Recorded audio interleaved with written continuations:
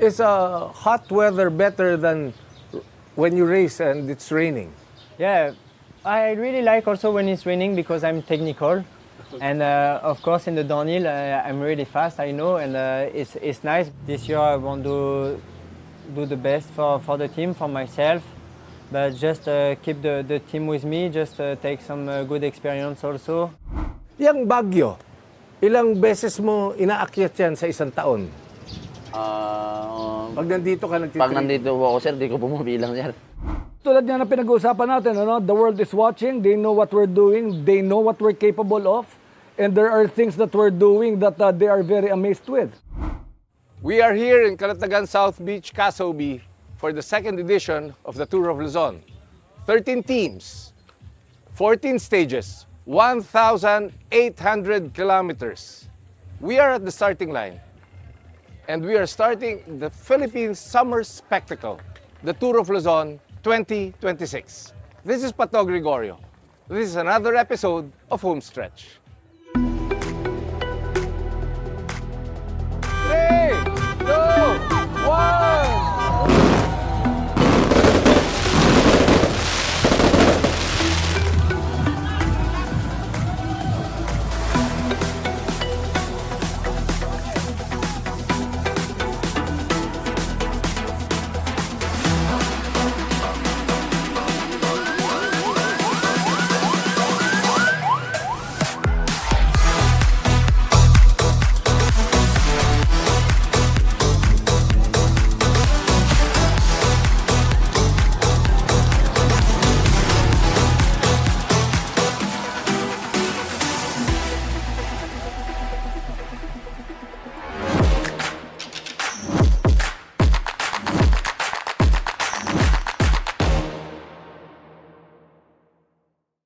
Fourteen stages will start in Calatagan, Batangas, and in Baguio. But this is the route from Calatagan to Tagaytay, up north, Nueva Ecija, Besang Pass, so difficult, Cagayan, Tugigaraw, crossing to Paway, Pagudpod, Lawag, Vigan, Candon, Clark, Lingayen, Baguio. 14 stages, 1,800 kilometers. This is the best showcase for sports tourism. This is the best showcase for Philippine culture. This is the best showcase for Philippine cycling and sports tourism. 7-11 Click Road Bike Team, Antoine Huby, second overall. Welcome to the Philippines. Yeah, thank you. I'm really happy to be there, and thank you for the invitation today. But first things first, where did you grow up and why are you a professional biker or cyclist? Yeah, I started really early in my life cycling. My family, my dad and my uncle also did cycling before, and now I have two brothers do cycling also. But yeah, I start when I have 3 years old. 3 years. And yeah, I do in the same times a bit basketball and also a bit running, some different sport. But yeah, I always do cycling, and I always never use the small wheels for helping when you start cycling. But yeah, was good to just continue, and I think was good for me because I just like when I'm alone on my effort, and yeah, it's a team sport, but you are always alone on your bike, and it's you walk. It's always for you. Yeah. And you grew up in France. Where in France? Yeah, I start cycling when in my parents' home in Brittany. In Brittany. And now I live in Nice. Nice. Nice is a beautiful destination. It's a beautiful place to bike. So you bike there every day? It's a really beautiful region. It's really nice for train. You have the sea, the Riviera. It's a really nice place, and in Europe it's really famous. And also you have the mountain, less than 1 hour. And when you train every day, you have the mountain and you have the flat section with the cross to the sea. And for all the riders, it's really nice. You have Monaco really close also, and you have all the biggest rider in the world live close to there. I see. So You said you played basketball, cycling, and what's the other sport? Yeah, I do a bit athleticism, running. Athletics? Yeah. But so now at 25 years old, why pro cycling? Yeah, I started cycling when I'm young, and I also win the French championships in cyclocross 3 times before. And yeah, the best performance was in cycling. And yeah, somebody said to me, also my trainer, yeah, you have a small talent inside and in cycling, and you need to try and do your best, because it's not for everybody the same. And after I say, yeah, I need to try, but in the first moment when I start cycling, I don't like to train. For me, I really love the race, but I'm not the best rider for the training. I just like to go to train with my friend. It's really important for me. Just to play with the bike, it's really important. But now it's different, it's my job.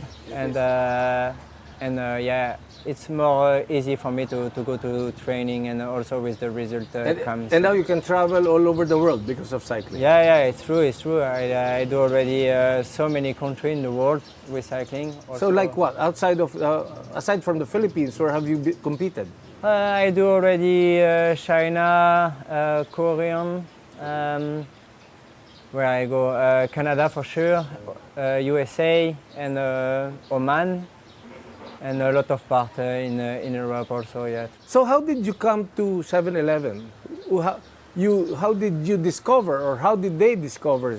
Yeah, I don't have team for really long times, and was really hard period for me and also in my mind, because I have some discussion with big teams until March, but after every team start to stop the discussion, and was really hard. And yeah, I start to just close on myself, you know. You start to see black and everywhere, and you stay in your apartment, and you don't want to go train, you don't want to go outside, and just nothing. But it's really hard. And after my friend Edouard Bonnefoy was in the team before last year, and he sent me a message. Yeah, Rick called me with me, and we start to speak, and it's possible he wants you in the team. And I start to speak with Rick, of course. And of course, Manager Rick. Yeah, and after he say, yeah, we are lucky to speak with you, and I want you in the team. And me, I say, yeah, I don't have another option, and for me it's good just to come back on the circuit. It's really important to race again for show to everybody. I'm always in the game. And for comebacks, the objective is to come back next year in the biggest team. I think it's a good chance for everybody to learn, because I have a lot of experience in World Tour race already, and yeah, it's really nice for everybody, I think. So yeah, we learn together in the same time. I learned the Filipino style, and he learned to the European style, of course. Yeah, you know, you are now the face of 7-Eleven because of your fantastic wins as King of the Mountain. And how did you prepare for this Tour of Luzon? If I'm right with you, I don't train a lot, because it was really hard part just before I come there. And yeah, it was really hard because I have really nothing, and I just restart to train the week before. And yeah, but I really like when it's hot. Every race, like when I go to Australia, it's really hot also, in China and in Oman, of course. And also some part of the France, like in summer in Nice, it's really warm also. Yes. And for me, I'll always, when I start cycling, I'll always like when it's hot. And there is a bit comfortable. It's not comfortable, but I like the warm like that. So is hot weather better than when you race and it's raining? Yeah, I really like also when it's raining, because I'm technical. And of course in the downhill I'm really fast, I know, and it's nice, but there the road it's a bit dangerous if it's raining, because it's really hot for already long time. Yes. And you have some gasolina in the road and everything, and when it's raining it's really slippery. But yeah, it's warm, and it's good for me also.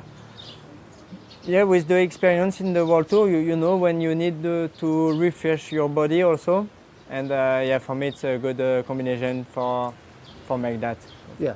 Antoine, how is cycling in the Philippines different from cycling races in other parts of the world? Yeah, it's totally different in part also for the European style, because the Filipino style is it's always like attack, attack, attack, and you want to go to the break, and when the break leave, you have some rider in the front, but he want to go more in the front, and he do the attack again. But in the first part of the race was really hard to understand the strategy of the other team. Now we understand the strategy. We don't care about another one team. When he attack or he attack so early on the climb, we stay focused on the strategy we want, and now it's already the race is never finished until the finish line, and it's really important that, and we will take the time, and we will see when the finish line is over for everybody, because before you never know. So what can you say about your teammates? What can you say about the Filipino cyclists? What can you say about the way they race? What's your observation? Yeah, it's different. It's just different mentality, but I think now he understand the strategy, and he understand I just not there for change everybody. I'm just there for keep the team with me for coming stronger. And I think it was hard in the first part of the race because he don't know me also. Yes. I just arrived 2 days before the race in the Philippines, and yeah, for him it's also when you have a new person, it's also the leader. He come just 2 days before, and you don't know him, you don't know the result, you don't know it's okay with the heat like that. It's really hard to go full gas for him. But now I show to the team also I'm okay with the heat, with the acclimatation. And then and my last question, Antoine, is what is your dream at 25 years old as a professional cyclist? What is your dream, Antoine? Yeah, of course, it's come back in the biggest team. This year I want to do the best for the team, for myself, but just keep the team with me, just take some good experience also, and it's for all my life, of course. And next year I want to come back in the biggest team, and after we will see. But the dream in a short time is it's come back to the biggest team, and for a long time I think it's like some victory in the big tour, of course. That's possible. It is possible. Everything is possible, but you just need also a bit chance, and you are lucky a bit, and also the work, of course. Your final message to the Filipino cyclists. Yeah, I would say thank you to everybody for coming to cross to the road and support everybody. It's a really nice atmosphere, and always we are happy to see everybody on the climb with the atmosphere. Everybody say come like water, and you come to cross to the road with some water. It's really nice, and he respect also the rider, and I would say thank you for that, and thank you for when you cross to the road for support everybody. I would say thank you, and now I have some good experience there, and some good moments for all my life. That is 110 million Filipinos cheering you. Yeah, cheering for you, cheering for 7-Eleven, and cheering for cycling to be more successful in the Philippines. Yeah, 7-Eleven, Click, Road Bike Team, Antoine Huby, thank you very much. We Thank say you, in the everybody. Philippines, mabuhay. Mabuhay. Mabuhay. Mabuhay. Mabuhay. Thank you. Thank you. One of the best Filipino cyclists in the Tour of Luzon. One of the best Filipino cyclists, period. Mervin Corpus. Mervin, Yes, sir. natutuwa ako, nakikita ulit tayo. Parang kailan lang, parang last year lang sa Tour of Luzon 2025, the Great Revival. Ngayon, magkasama na naman tayo rito. Kamusta ka? Ayos naman po, sir. Tsaka masaya po. Masaya. Opo. Ilang taong ka nung nagsimula ka mag-cycling? Nag-start po ako, sir, pagka-graduate ko po ng high school. Bata po kasi yung nag-graduate ng high school. 14 years old lang po. Tapos nagsimula ka na. Nagsimula na po ako. Pero nung bata ka pa, Mervin, alam mo na itong karera mo, alam mo na magiging pro cyclist ka?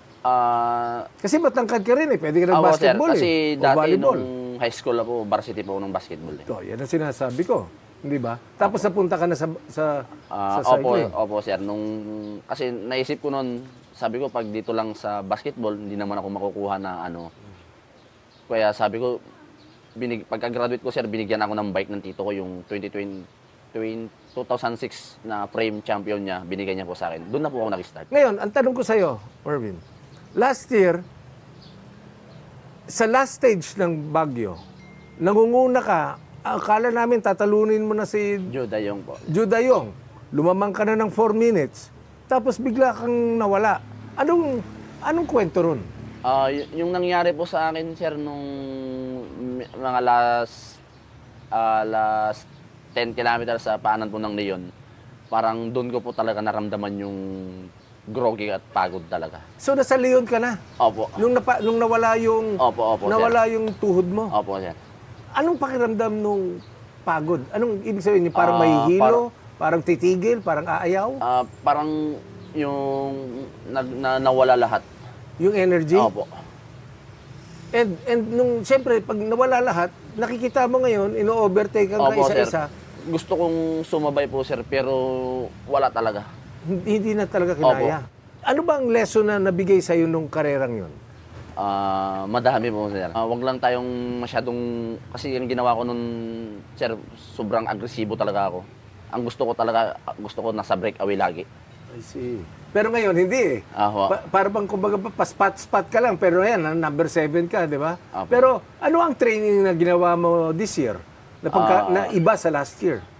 Last year, kumbaga yung last year po, sir, tsaka ngayon po, in-improve ko pa po. Yang Baguio, ilang beses mo inaakyat yan sa isang taon? Pag nandito ka, Pag nandito po ako, sir, di ko po mabilang, sir. Ngayon, ang tanong ko, ang dami nating foreign teams ngayon, dami nating foreign players. Ito ba'y nakakatulong sa Philippine cycling? Ito ba'y nakakatulong sa inyo? Opo, sir, kasi na-exposure tayo sa nakikita natin po yung mga galawan po nila. Yun po yung isa na inaano ko rin sa kanila. Yung pinag-aaralan? Opo. Anong bigyan mo ko isang style? Anong style? Katulad dito si Antoine Huby. Anong style? Kasi siya yung kasama namin, sir. Kumbaga i-domestic mo siya. Pag dinomestic mo siya, pag sinabi niya kung ano yung gagawin niya, ibibigay mo talaga kagaya po kahapon sa climb. Ang galing, ang galing. Sa lahat ng stages ngayon, sa Bulao, Calatagan, hanggang Baguio, ano ang pinaka-exciting na stage para sa'yo? Sa akin po yung stage 6 po. Stage 6? Yung longest lap po. Yung 230 kilometers? Bakit? Kasi gusto ko po talagang mag-stage winner kasi bihira lang yun eh. Yung stage winner na mahaba po. O anong mensahe mo sa mga batang nag-iidolo kay Mervin Corpus? Napakarami. Nakita ka lang takbuhan, hiyawan. Ang mensahe ko po ay mag-aral muna kasi ang pagbabike mahirap talaga lalo na kung wala kang sponsor. Tsaka kung gusto nyo talaga maging pro cyclist din mahirap pero parang pag-aaral yan eh. Kung hindi ka mag-aaral, hindi ka rin makakatapos. Pag di ka rin mag-ensayo, di ka rin mananalo. Kaya sipag, tiyaga, determinasyon lang, focus. Talagang gano'n. Napakahirap na sport, ano? Okay. Anong mas mahirap, basketball o cycling? Cycling po, sir. Kasi minsan sa akin, nagbabike po ako, alas 3 ng madaling araw, nakakauwi na ako 7 ng gabi. Ba, ilan 16 na oras? Lampas Opo, sir. So, ganun ka, alas 3 hanggang alas 3 ng madaling araw hanggang alas 7 ng gabi. Opo, sir. So, anong pangarap mo, Mervin? Ano pa ang pangarap mo? You are 28 years old. Ano pang pangarap mo bilang isang siklista? Gusto ko rin po sanang makalaro ng yun nga po, na naglalaro ng ibang bansa. Tsaka may mapatunayan din sa sarili sa cycling. Maraming salamat din po, sir. At sa pagkakataon, good luck and mabuhay ang 7-Eleven team. Mabuhay ka. Salamat po, sir. Thank you ng marami po. The 2026 Tour of Luzon has just ended here in Baguio. Antoine Huby of 7-Eleven won the stage and the lap here and the king of the mountain. It was a very exciting race. The climb was very challenging. See you again, Tour of Luzon 2027.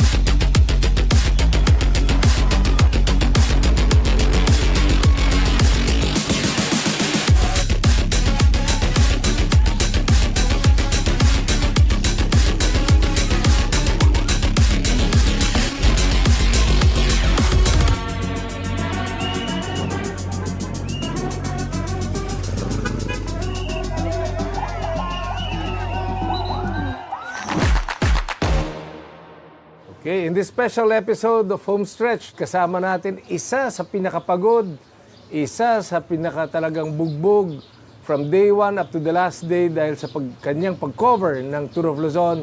Walang iba kundi si basketball coach, sports commentator, an avid fan of sports and a sportsman. And pinaka-importante, aking nakakatandang kapatid, hindi pa mas bata, Allan Gregorio. So, Coach Allan, kumusta? So anong pinaka-observation mo sa bawat probinsyang pinuntahan mo? Kasi pumunta na, umiba na rota eh. Dati talagang nandun lang tayo sa Lawag, Pagudpod, di ba? Ilocos Sur, Ilocos Norte. Ngayon, kumanan na kayo eh. Pumunta na kayo ng Nueva Vizcaya, pumunta na kayo ng Tugigaraw. Anong pinaka-observation mo? Ang mga tao talagang nag-aantay, no? Nag-aantay sila sa kalye. O, alam nila kung anong nagiging kwento at alam din nila kung ano excitement na kanilang madadatnan sa tuwing pagdaan ng karera. No? Pagdaan natin sa mga bayan-bayan, ang una natin tinitingnan dito ay kung kaano kaganda yung mga pinagdaraanan natin at gaano kainit ang nagiging pagtanggap sa atin ng ating mga kababayan. Summer spectacle talaga, Coach Allan eh, di ba? Ngayon, ang tanong ko, ang daming foreign teams ha? Ang daming foreign teams, ang daming foreigners sa local teams. Ano bang nagagawa niyan for Philippine cycling? Well, ito talaga magiging challenge no, sa ating mga Pilipino. If it's going to be Filipino versus Filipino, para mo sinabing all Filipino cup yan no, ng PBA or ng ating mga ibang liga. Ngunit dito talaga makikita mo ang comparison ng ating lakas, ang ating tikas at ang ating mga skill level and game planning, makikita natin ang comparison. So we will see, what we will see here is medyo kulang pa tayo ng konti at marami pa tayong matututunan sa mga foreign riders. So ito, the mere fact na meron na tayong mga foreign teams, the mere fact na meron ng mga foreigner riders ang mga local UCI teams, ibig ba sabihin may potential tayo maging international race? Ibig ba sabihin talagang pwede nang lumaban ng Pilipino sa ganitong international cycling events? Well, tulad nga na pinag-uusapan natin, ano, the world is watching, they know what we're doing, they know what we're capable of. And there are things that we're doing that they are very amazed with. So maaaring pagdating ng ating mga meeting, pagdating ng after this 2026 MPTC Tour of Luzon, baka kumatok na yan. Bakit hindi kayo mag-UCI race? And that is a big possibility. No, the last time we had the UCI race, we were only given 4 days.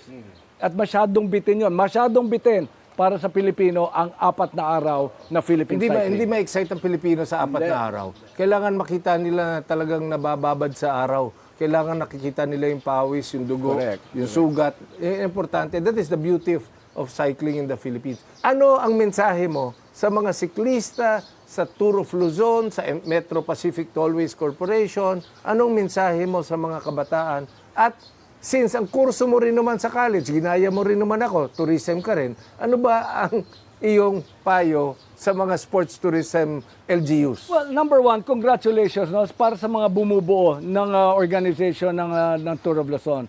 The MPTC Tour of Luzon signifies a lot of things. Sports, tourism, and of course, the being proud of a Philippine nation in having a sports spectacle like Tour of Luzon. Number 2, nakikita natin, napapakita natin sa buong mundo kung gaano kagandan talaga ang ating bansa. Pagdaan natin ng Ilocos, kita mo naman yung ating mga drone shots. No, makikita mo yung mga scenic spots ng Ilocos pababa ng LU. Pagdating natin ng LU, ipapakita natin yung napakagandang mga beaches. Same thing with Lingayen, Pangasinan. And of course, number 3, yung ating pasasalamat at napakarami nating mga kabataan na nananaginip, talagang umaasa that someday they will be part of the Tour of Luzon. Okay, maraming salamat, Coach Allan Gregorio. Mas nakakabata ko pong kapatid. 11 months lang. 13 naman. 13.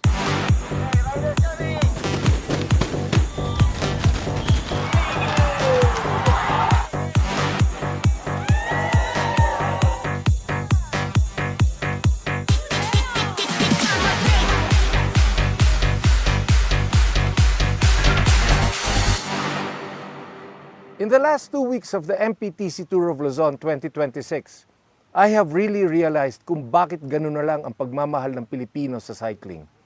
Kung bakit inaabangan, inaalalayan, pinaglalaban, at mga idolo ang mga siklista. Dahil ang cycling ay kwento ng bawat Pilipino. Ang paghihirap, ang pagpupursige, ang pag-ahon. Napakatindi ng hamon, napakainit, napaka-imposible. Hindi mo alam kung penitensya o parusa o kabaliwan. Padyak ng padyak, tulak ng tulak. Pero hindi bumibitaw, hindi sumusuko. Cycling is the soul and the spirit of the Filipino people. This is our story. It is not just about the race. It is about rising up, about finding the strength to make the climb and to reach the finish line through the most difficult circumstances. All the athletes, teams, race officials, organizers, media, sponsors, partners, and audiences, they renew our pride and our faith.